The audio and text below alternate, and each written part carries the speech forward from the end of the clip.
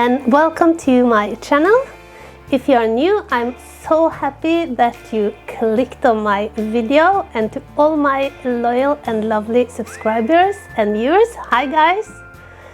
Today is another episode in the series I'm going to call Real Talk with Nina. It's what I previously has called Grandma's Corner, and I wanted to find another name, and now I have. And thank you so much to Peggy, my Texas Peggy, for coming up with a name. It was short and descriptive, so I loved it. So from now on, this series is going to be called Real Talk with Nina. And real talk, because I thought that in this series I would talk about things that I find interesting, and hopefully you will too, and trying to keep it as real as I can. And seeing that Valentine's Day are coming up, I thought that today I would talk about how to communicate with your loved ones. And if you are new, you're probably wondering, why am I sitting here talking about this? And that's because I'm a social worker. That means that I have a bachelor's degree in social work, and I'm also a high school teacher, and what I teach is communication, health and social work. I'm not working at the moment, so thank you so much for being my student. I love it and I miss it, so I'm so happy to be able to do this. This is, of course, I'm used to talking to 16, 17 years old students, so this is the basics, or I'm just touching on the bare basics, and I'm doing it in a language that I hope everybody can understand.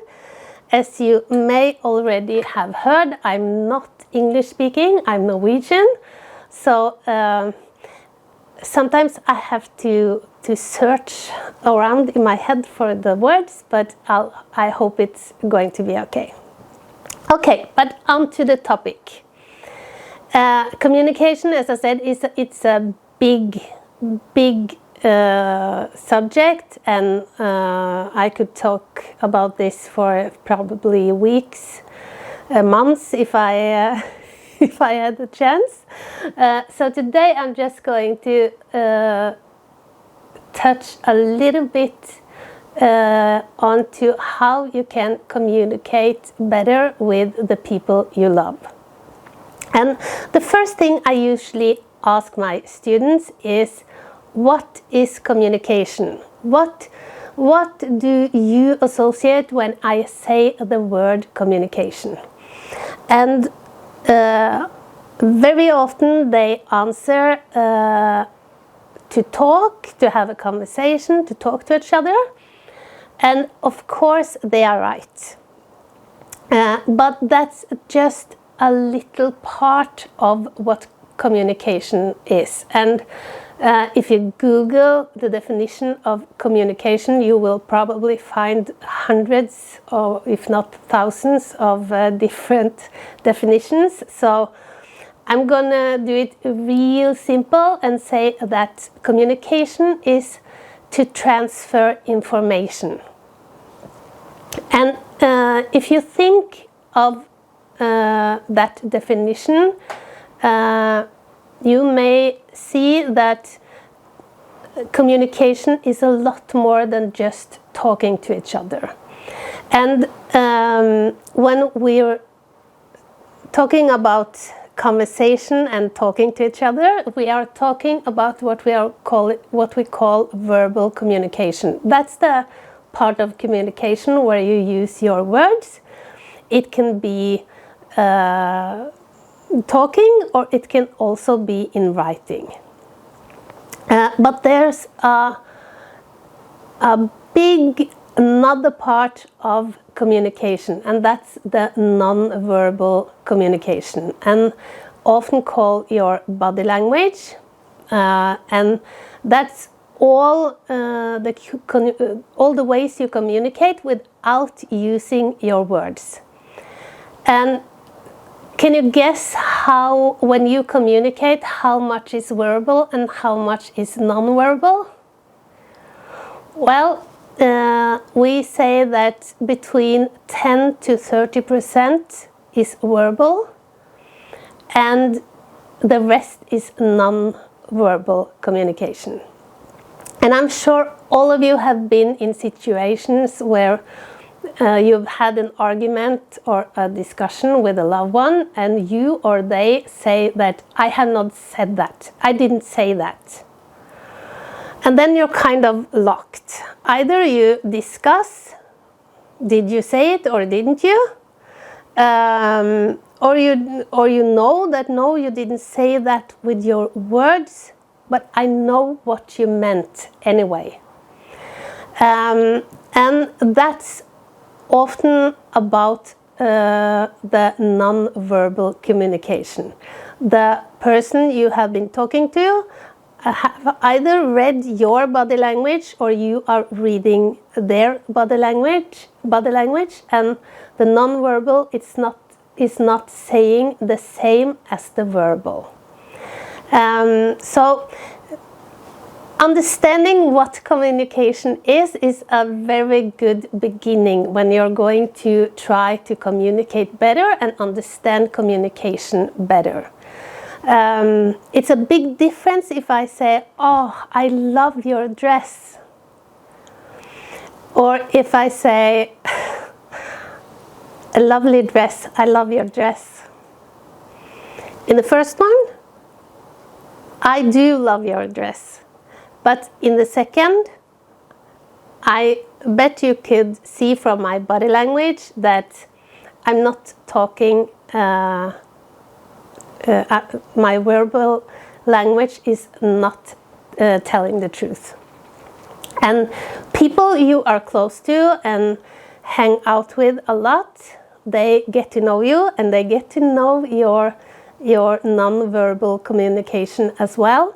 And this is why it's so hard for many of us to lie, because when we do that with our verbal communication, but our non-verbal communication gives the lie away. And the better you know a person, the easier it's usually to see when they're not telling you something or not telling the truth. So the first kind of rule of thumb is to take responsibility for all of your communication. Also the 70 to 90% that are not your words. Another thing that's important if you're going to be a good communicator is to understand that not all people communicate the same way. And how we communicate depends on a lot of different factors. It's a cultural thing, where you live, who raised you, how did you communicate in your home, what state of mind are you in. There's a lot of things that will affect how you communicate. And it's important to understand that people with different personalities express love in different ways. And you and your partner may not express love the same way. And in a way you can say that we speak different languages when it comes to love. And for some of you now, you know where I'm going with this. There's a book called 5 Love Languages, and it's written by Dr. Gary Chapman. He's a former marriage counselor, a big announced author, and he has written a book that's called the 5 5 languages of love. And it's a theory, of course, but it's a good theory, that we are talking, when we are expressing love, we are doing that in 5 different ways. It's a kind of generalization. There may be a lot of different ways, but he had a look at his practice. He often experienced that couples came in and they were obviously in love, but in spite of that, the couple would kind of accuse each other of not showing the other person love. And he started to see some similarities with these cases, and it's from that he came up with this theory. And as the name of the book says, it's 5 languages, and that means that it's 5 different ways of showing and receiving love. The first one is words of affirmation. The second one is quality time. The third one is receiving gifts. The fourth one is act of service, and the 5th is physical touch. And what he's claiming is that we all have a kind of a primary language. That means that there are one of these 5 ways of showing love that we prefer. Of course, we can appreciate all 5 of them, but usually we all have one primary or one dominant language. We also have a secondary language. That's important too, but not that important. And I'll try to explain the 5 different ways. So, I love you, sugar. So if we start with words of affirmation, that's when you really feel loved, when someone says nice things to you, give you compliments, says I love you. It can be written. I used to write small notes and leave in the lunchbox that my daughter took to school. That can be one way. And if your partner is not doing that, you will not feel that he or she is expressing love. This, as I said, does not only apply in relationships. This can be your parents or your siblings or your children or your colleagues, your friends. We all need to be seen and heard and loved, appreciated, and if our needs are not met, we will feel that something is missing. And to each of these languages there are kind of deal breakers, and of course if words of affirmation is your primary love language, being verbally abused is extra hard on these people, or saying hurtful things will kind of hit them more than it does may do you if that's not your primary love language.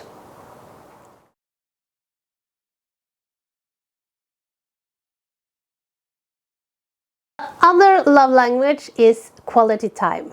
This means turning off the television, the phones, giving your partner your full undivided attention, one-on-one, date nights,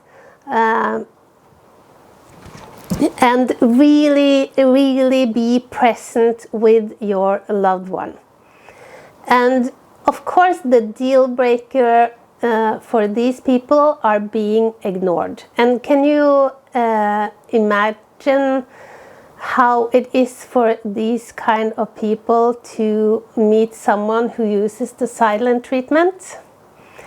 It's really hurtful and can be damaging, actually, if it's a child that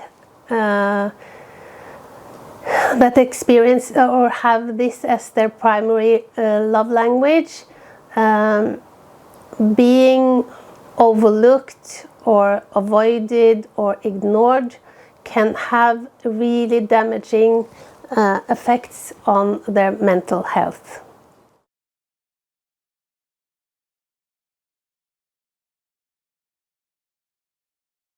The third one is receiving gifts, and let me just say that there are no good or bad languages here. It's not like if receiving gifts is your primary love language, then you're kind of more shallow than other people, and you only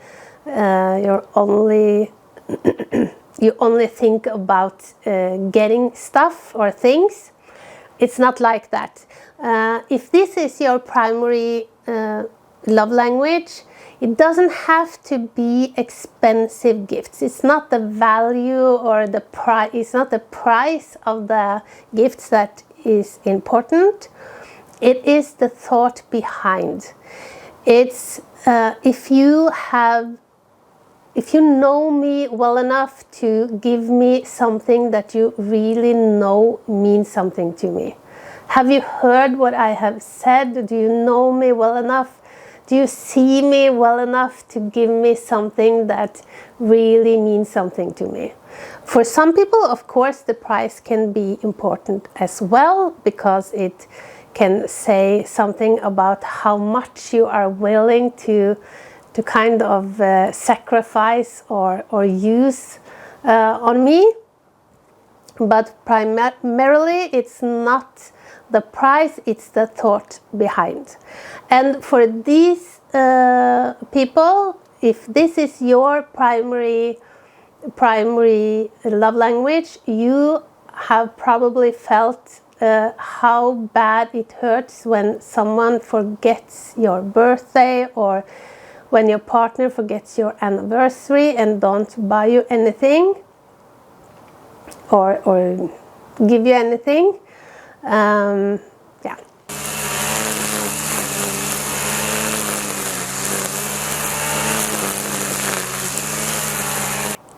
The fourth language is acts of service, and that's doing something for other people.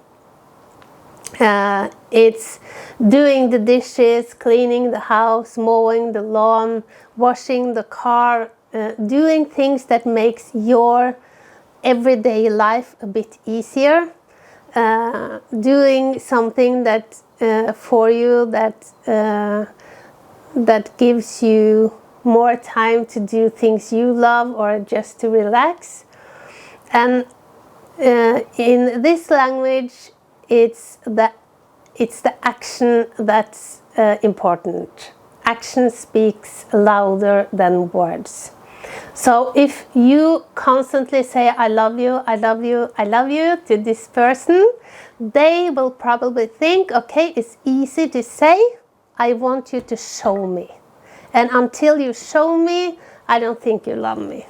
This, I think, is my husband's primary love language.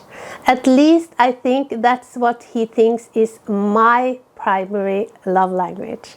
And it's actually not. My primary love language is quality time. So when he comes home from work, he usually talks maybe an hour about his job. And I'm really listening and being interested, because since quality time is my primary language, you usually, the way you like to receive love is usually the way you show love. So I'm a good listener, and I'm really interested, and I ask him a lot of questions. And then he often makes dinner for me. He's doing me an act of service. And we eat dinner, and usually in front of the television, and then he's tired and he falls asleep. And I'm sure this is relatable for many of you. And we have a saying in Norway, skjegget fullt av postkasser. That means that you have your beard in the mailbox. That's how I feel often then when he falls asleep. It's kind of, okay, but what about me? I've listened to you. Aren't you going to listen to me? He will listen, but usually his answers are yeah, and then he keeps on talking about his day, or he relates to something I say, and he talks about himself.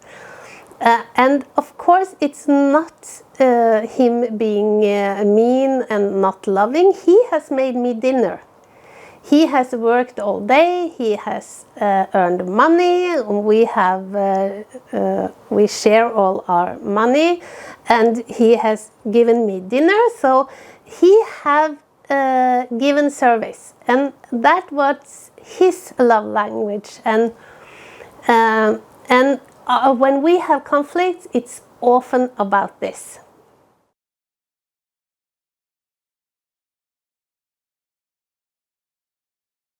The last love language is physical touch. And of course that can mean sex and intimacy, but it's not only that. It can be holding hands, giving hugs, just being near the other person physically. And for these people, of course, physical abuse is a big deal breaker. It should be for everybody, but they will probably, not only probably, but they will find physical abuse even harder than other people. It will be even more damaging. And being touched in the wrong way. Raise your hand if your spouse have ever touched your bum or your boob when you're out in public, or when you are stressed, or I know that I have experienced that. And if you are the kind of person who has physical touch as your primary love language, this will be even harder for you. You will probably get very angry when people do things like that, because to you that's a sign of not being respected. For another person who don't have this as the primary language, they may just find it fun, or just a nuisance. Yeah. Okay. As I said, most people have a primary and a secondary language, and finding out what language you speak or you prefer spoken to you can for some people be hard. There are a test you can take on 5lovelanguages.com. I have not taken it. I will not recommend it because I don't know anything about it. I just know that it exists. To find out, you can think about how your parents showed you love. What was the kind of primary love language in your home? That will probably give you a clue on what is, if not your primary, at least your secondary love language. And you can always also try to remember when have your partner or your loved one really hurt you. When you felt really hurt by something they did, what did they do? And if that was forgetting your anniversary and not buying you flowers or chocolate, maybe giving gifts or receiving gifts. Receiving gifts is your primary love language. Or if was it calling you something or saying something that you found hurtful in a discussion? Is that what's really hurting you? Then maybe it's words of affirmation is your primary love language. Okay, so now you know about the 5 different languages. You know that communication is 10 to 30% verbal communication and the rest is non-verbal. So how can you use this in real life? Well, it's being just knowing this, having the information is one step in the right direction. And of course paying attention to it, taking responsibility for your own communication, that's vital, and then learning to speak the different love languages, and it can be taught. You know the saying, faking it till you're making it. I've just taught you that that's probably going to be you're probably going to be called out by your loved ones because they know you, but it's something in that saying. You can train yourself. If you find it really cringing to say I love you or giving gifts, then train and practice. And you don't have to, you can begin in a kind of smaller ways and build yourself up. I hope this was useful for you. I know that for many of you, I think the book, I don't know how many million copies the book have sold, but it's many. So I'm sure many of you already knew about this. Hopefully you learned something new and something you can use to communicate better with your loved ones. Okay guys, I know that Valentine's Day is difficult for some people, and I think not celebrating it is okay as well. You don't have to have a partner to celebrate Valentine's. You can do it with your girlfriends or with your children, or I celebrated Valentine's with my whole family yesterday. We always eat dinner at our house on Wednesdays. So we had a lovely time doing that yesterday.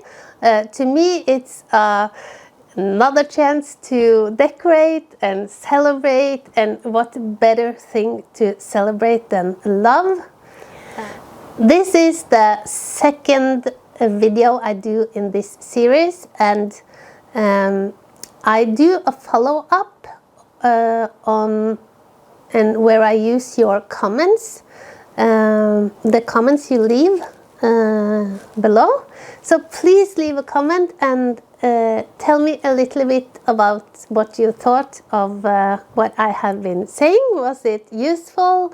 Did you get any light bulb moments, or was this familiar to you? If it was, have you been able to use it in your life? I would love to hear. And know then that if you write a comment, you may hear me read it out loud in my next video. If you don't want me to do that, if you only want to comment, you can just say so in your comment that I don't want you to use this, but if you don't, I may use it. Okay guys, that was all I had for today. I'm finding it really really hard to end this video because I know that Valentine's Day is difficult for some people. In Norway it's not a big celebration, so you're not feeling left out if you don't celebrate, but I know that in countries like the US, for example, it's a big thing, at least for many. So I hope you don't feel left out. I'm sure you have someone who loves you, and deciding not to celebrate Valentine's is okay as well. No matter what, I hope you have a wonderful Friday or Valentine's Friday, and I'll hope you leave a comment, subscribe, share, like if you want to support my channel, and I'll see you again in a few days. Bye!